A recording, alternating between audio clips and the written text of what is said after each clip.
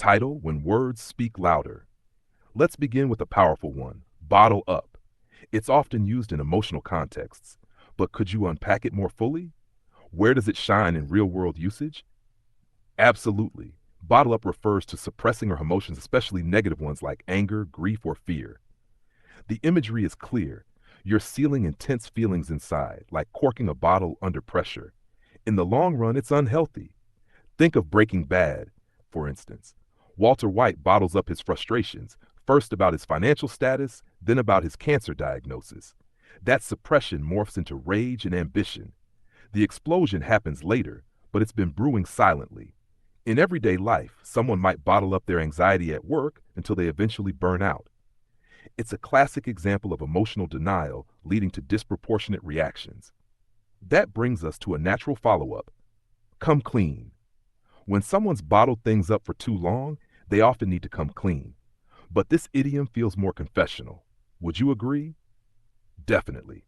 Come clean means to confess or admit the truth, especially after hiding it for some time. There's a cleansing connotation to it, like shedding guilt. Politicians use it when scandals break.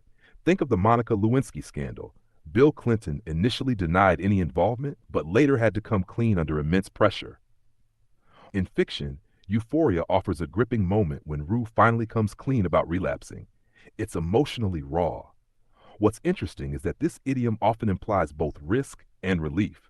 You're taking a chance by telling the truth, but you're also lifting a burden. Well said. Now, what about the idiom, give it the old college try? It always sounds so wholesome, but does it imply effort despite the odds or effort without expectation? That's a great nuance.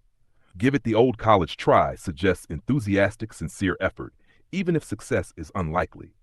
It's not about being effective, it's about being spirited. Think of Frodo in The Lord of the Rings, a hobbit facing Sauron, ridiculous odds, but he gives it the old college try. In modern terms, imagine someone with no culinary background auditioning for MasterChef. They might fail, but they throw themselves into it wholeheartedly. The phrase is often used humorously or self-deprecatingly, especially when the effort is visible but doomed. That optimism contrasts sharply with hit the roof, which is pure explosion. What's your take on its psychological roots? Hit the roof is all about sudden, intense anger. It's like the emotional release after bottling things up. The imagery suggests someone's emotions becoming so volatile they figuratively explode upward. In The Office, Michael Scott hits the roof when he finds out Toby is back. The fury is immediate and over the top. In politics, leaders often hit the roof when confronted with betrayal or leaks. Remember when Trump reportedly hit the roof after the anonymous op-ed in the New York Times? It shows how fragile power can be under emotional strain.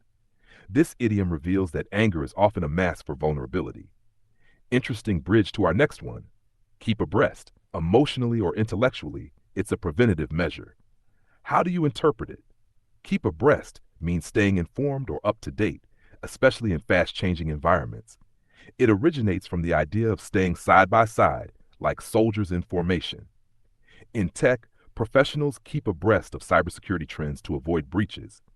In the series Succession, Shiv tries to keep abreast of media narratives, constantly adapting her moves to stay relevant.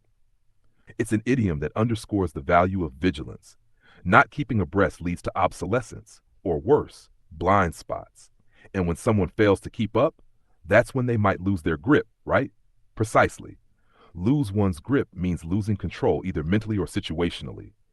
It can indicate a decline in power, sanity, or emotional stability. King Lear is the quintessential figure here. He gradually loses his grip both on reality and on his kingdom. In the real world, CEOs who ignore market shifts often lose their grip on their companies. Think of Kodak and the digital camera revolution. The idiom evokes slipping fingers, someone once in control, now unable to hold on. It's powerful because it merges physical, psychological, and metaphorical decline. What a rich set of expressions. They speak volumes about human resilience and fragility. Shall we move on to the next cluster next time? Each idiom, after all, is a lens into how we interpret our emotions, actions, and failures, and no lens should go unexplored.